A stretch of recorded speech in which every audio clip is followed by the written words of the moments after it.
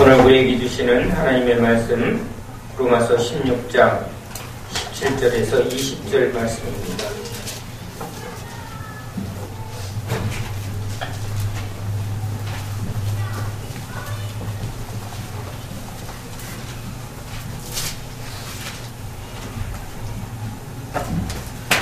로마서 16장 17절에서 20절 말씀을 함께 읽겠습니다.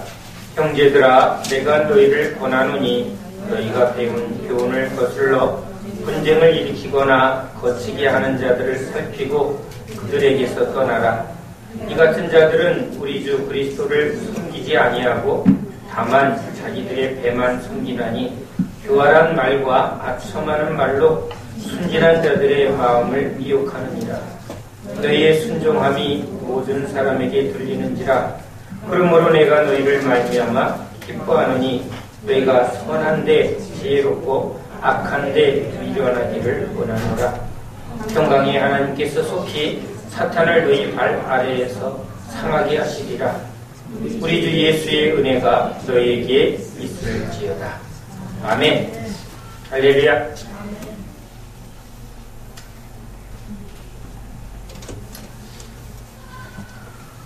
예수님이 나를 따라오너라 하고 나는 길이라. 그러면 주님을 따라가는 길은 과연 어떤 길일까? 그것은 변화와 생명의 길입니다. 예수님이 우리를 구원하실 때 그 구원은 날마다의 삶 속에서 일어나는 변화이어야 합니다. 이전과 오늘이 달라야 하고 또 오늘과 또 우리의 미래가 달라야 합니다. 좀 더 나은, 좀 더 분명한 변화가 우리에게 있어야 되겠죠. 애굽에서 바로의 밑에 부르짖는 이스라엘 백성. 왜 부르짖을까요? 세상살이에 고통스럽고 절망스러우니까. 세상이 편안하고 세상이 재미있으면 부르짖지 않습니다. 부자가 왜 천국 못 가느냐? 세상에 사는 즐거움과 세상에 사는 삶이 너무 잘 맞기 때문입니다. 세상에 대하여 절망하고 세상에 대하여 포기하지 않으면 세상을 떠나지 않습니다. 예수님이 나를 따라오너라 라는 이 구원의 초청은 이 세상에 대한 사망의 선포입니다. 세상에 대하여 죽지 않고 하늘 생명이 오지 않습니다. 애굽에 속한 교회, 거기는 사단이 교회를 미혹하고 속입니다. 피라미드를 쌓는 것처럼 성공과 부와 명예를 계속 추구하게 만듭니다. 세속주의에 빠지고 물신에 빠져서 우상숭배에 빠져서 우리는 구원받았다, 우리는 예수님 믿는다 말하지만 그 교회는 주님의 교회가 아닙니다. 미혹된 교회요, 변질된 교회, 세속화된 교회입니다. 그 세상에서 그리스도인은 고통을 겪습니다. 세상과 안 맞아야 합니다. 세상이 허무해야 합니다. 세상이 절망스러워야 합니다. 이 세상을 어찌할꼬? 내 죄에 대해서 어찌하지만 내 죄뿐만 아니라 이 부정한 백성 가운데 내가 거하고 있구나. 세상은 끊임없이 하나님을 믿지 못하도록 또 우리를 죄 가운데 멸망의 길로 나를 자꾸 붙들어 가는구나. 이 사망의 몸에서 나를 구원하듯이 이 사망의 세상에서 나를 생명으로 옮겨주시는 그 변화, 그 길, 그게 주님이죠. 세상이 너무 좋습니다. 세상살이가 너무 재밌습니다. 결코 예수 믿는 자에게 고백되어지는 고백이 아니죠. 그 세상에서 하나님이 이스라엘 백성들을 구원해내면 이제 광야에서 세상이 먹던 돈과 떡이 아닌 하늘의 만나와 반석의 생수를 먹입니다. 구름기둥 불기둥에 주님의 인도하심이 실제적으로 나타납니다. 세속에 빠져있는 이스라엘 백성들, 열심히 믿는 것 같지만 하나님이 없는 껍데기, 그럴 때 예수님이 나를 따라오라. 그 따르는 제자들은 광야에서 경험했던 그 만나와 생수를 먹고 마십니다. 주님의 말씀으로, 주님의 성령으로 그들은 이제 세상이 주지 못하는 인간의 행위로 얻을 수 없는 하나님의 신령한 은혜를 경험하기 시작합니다.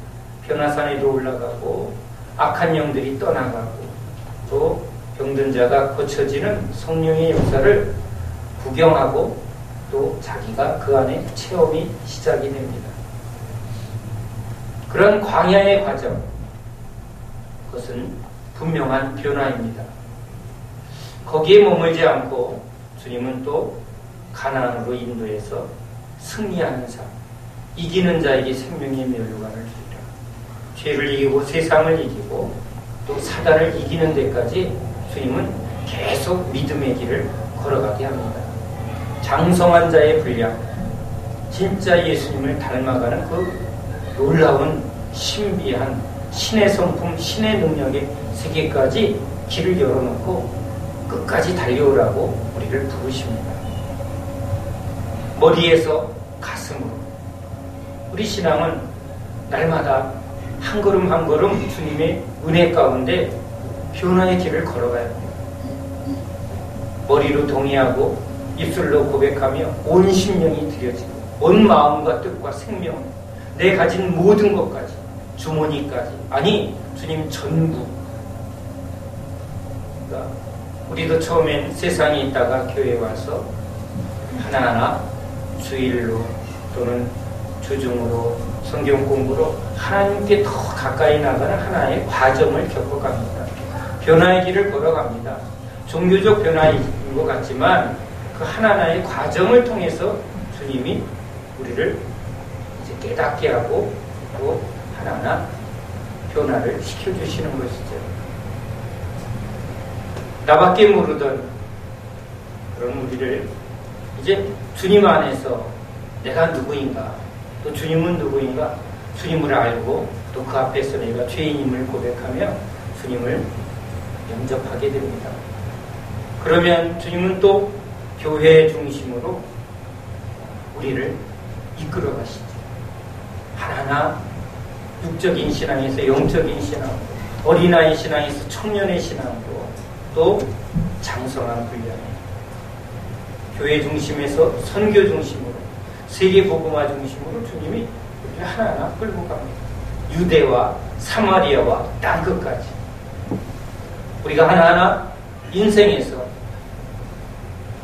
우리의 삶이 좀 더 나아져야 되는 것처럼 또 나이가 먹어가는 것처럼 또 우리의 지식이 또 자라나야 되는 것처럼 우리의 신앙도 이 길을 통해서 주님은 분명하게 우리를 자라나게 하고 변화시켜 주시는 겁니다. 머무는 것, 그게 우리를 참으로 힘들게 합니다. 그러니까 사단은 따라가지 못하게 합니다. 어찌하든지 발목을 붙들게 만듭니다. 미혹으로 또 유혹으로 넘어뜨리고 또 좌절하고 무기력하게 해서 광야에서 그냥 불평하고 또 진보가 없으면 점점 능력의 세계로 나아가지 못합니다. 그래서 과단하게 앞으로 달려가지 못하도록 우리를 속이는 것이죠. 끊임없이 유혹을 합니다. 그 유혹의 핵심이 바로 이 배에 있습니다. 오늘 우리가 읽은 말씀 속에 교회 안에 이제 진짜 믿음의 길을 걸어가는 사람과 그렇지 않고 거꾸로 사단에 붙들리는 것처럼 육으로 끌려가는 사람들이 있습니다. 뱀은 흙을 먹을지라도 육과 세상에 속한 자를 계속 내 밥이야 하고 물어뜯습니다. 그 유혹에 붙들려 갑니다. 그 특징이 바로 배가 신이 되는 거예요. 내 욕망이 신이 됩니다. 예수님은 내 배에서 생수가 흘러나오리니, 내 배에서 욕심의 흐름이 흘러나오면 계속 갈급해집니다. 내 배를 채워야죠. 내 욕심을 채워야죠. 그러니까 세상적인 욕심, 내 육의 욕심, 이런 것들을 통해서 계속 이 안에 가득 헛된 것과 욕망을 채웁니다. 이것이 쏟아져 나오죠. 욕망에 붙들린 사람들, 무슨 말이 나오겠습니까? 온갖 잡소리, 온갖 세상 소리, 온갖 욕망의 소리. 그러면 그게 채워지지 않으면 계속 비방하고 공격합니다. 또 사람들과 함께 속되고 수군거리게 만들고 또 불평하게 만듭니다. 내 안에 가득한 것이 결국은 그 사람의 중심이죠. 내 안에 예수가 가득해야 되는데, 내가 가득하면, 욕망이 가득하면, 세상이 가득하면 이 안에서 쓴물이 나오고 이 속에서 헛된 것들만 계속 쏟아져 나옵니다. 목마르죠. 돈에 목마르고 재미에 목마르고 욕망에 목마르고. 그러나 성령으로 변화를 받은 그리스도인들은 계속 주님께 목마릅니다. 생수에 목마릅니다. 말씀에 목마릅니다. 은혜에 목마릅니다. 두 가지죠. 주님을 섬기는 자는 계속 주님께 목마름을 통해서 계속 자라남의 길을 걷고 있습니다. 오직 이 생수는 주님이 주시기 때문에 말씀에 더 깊은 것을, 은혜에 더 깊은 것을, 이전에 계속 머무르는 것에 자꾸 채워지지 않는 갈망이, 목사님 설교가, 말씀이, 은혜가 좀 더 깊어지길 원합니다. 그래서 기도합니다. 우리 목사님 깊은 데로 인도해. 말씀이 진짜 깊이에서 나오는 하나님의 놀라운 그 능력이 나타나는 그런 설교를 해 주시옵소서. 그런 기도가 나옵니다. 똑같은 설교를 하는지 이게 재탕인지 삼탕인지 전혀 감각이 없는 사람도 있습니다. 영적 감각이 없어지면, 근데 은혜에 민감해지면 찬양에 좀 더 깊어지길 원하고, 말씀이 더 깊어지길 원하고, 기도가 더 깊어지길 원하고, 뭔가 이전과 똑같으면 뭔가 헛헛한 느낌이 자꾸 들고, 이전에는 죽만 먹어도 괜찮았는데 이젠 밥을 먹어야 되고, 밥만 먹어도 안 되고 괴기를 먹어야 되는 거죠. 힘이 나야 되는데, 저 단단한 걸 먹어야 되는데, 그런 갈망이, 영적 갈망이 이 진보 속에 분명히 나타나야 돼요. 옛날에 먹던 것이 계속 10년 후에도 똑같은, 그러면 그 사람은 지금 병들어 있는 것입니다. 그래서 교회 안에는 영적인 갈망에 주님을 따라가는 사람이 있고, 육적인 갈망에 여전히 세상과 버타고 있는 사람들이 섞여 있습니다. 알곡과 가라지가 섞여 있습니다. 사단은 끊임없이 그 사람들을 통해서 교회를 세상 속으로 끌고 가려고 치열하게 공격을 합니다. 여러분, 교회는 전쟁터입니다. 교회는 주님의 교회인 것 같지만 아닙니다. 믿는 사람들을 어찌하든지, 교회를 어찌하든지 세상으로 끌고 가려고 사단도 공격합니다.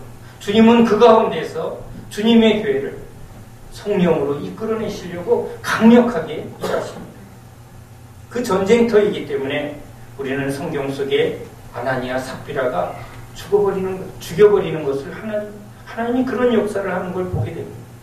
왜 그런 일이 있을까요? 사단이 교회 안으로 들어오지 못하도록 아주 강력하게 성령이 역사했던 것입니다. 성령의 역사가 일어나면 육이 견디질 못하고 그런 악한 것들이 교회 안에 침투하지 못하도록, 그러나 끊임없이 거짓 선생들을 놓고 미혹을 누려고 합니다. 그럴듯한 속임수로 말씀에서 벗어나게 하고 성도들의 마음을 세상으로 끌어내려고 자꾸 충동질합니다. 우리는 그 부분에 철저히 깨어 있어야 합니다. 무엇으로 깨어 있어야 합니까? 하나님의 말씀으로 우리가 분별해야 합니다. 진짜 순전한, 우리를 순전한 젖으로 우리를 깨끗하게 하는 신령한 은혜가 우리를 지혜롭게 만들고 분별 있게 합니다. 그렇게 자라나야 이 뱀의 지혜를 분별하는 그런 성숙의 열매가 합니다. 어린아이는 분별력이 없습니다. 그래서 주님은 자라나게 하는데 아주 집중하는 것을 봅니다. 우리가 무엇을 기도해야 합니까?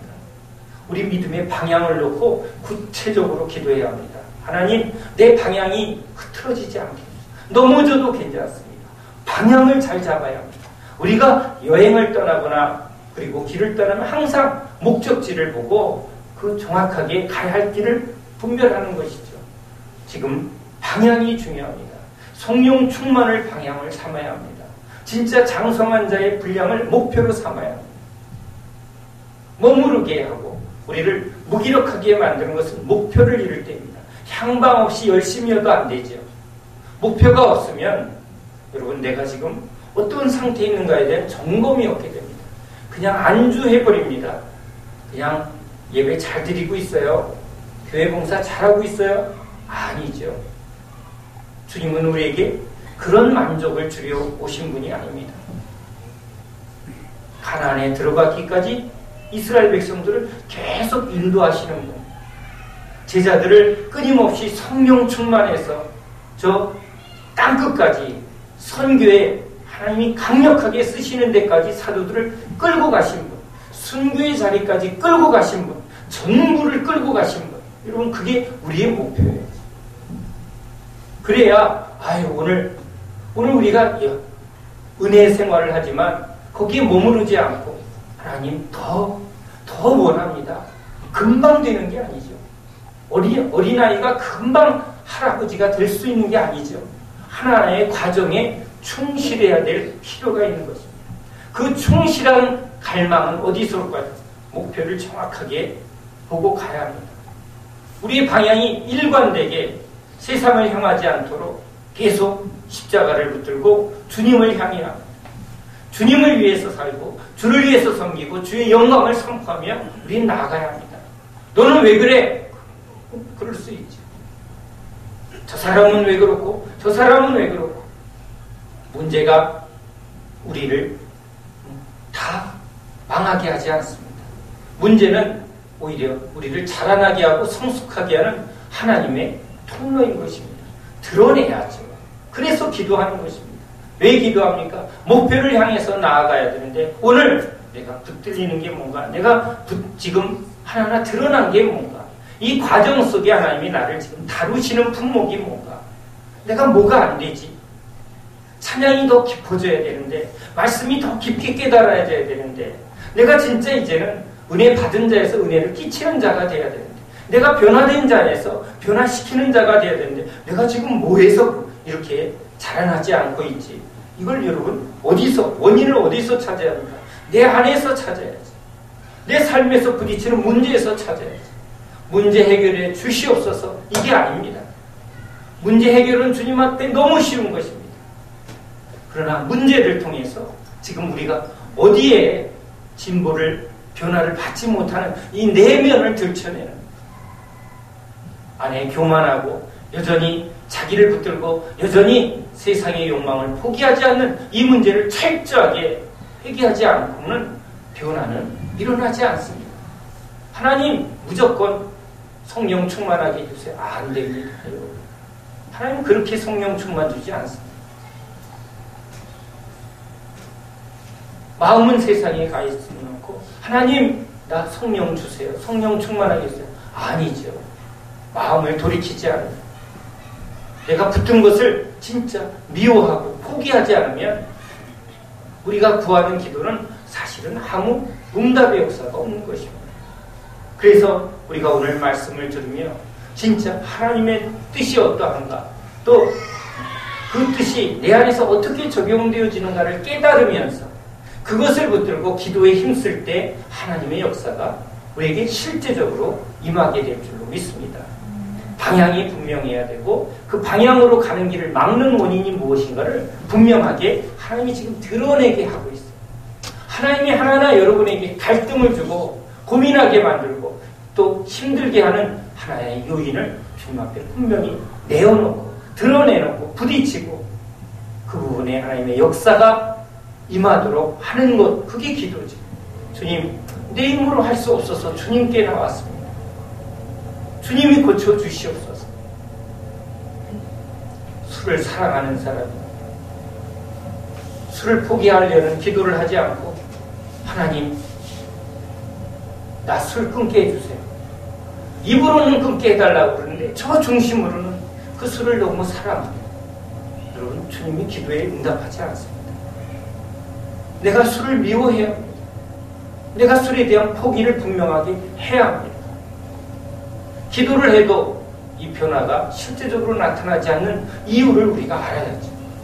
그냥 오래 기도한다고 되는 것이 아닙니다. 환자에게 의사가 정확하게 진단을 하면 환자는 수술 동의서를 내야 되고 입원을 해야 됩니다.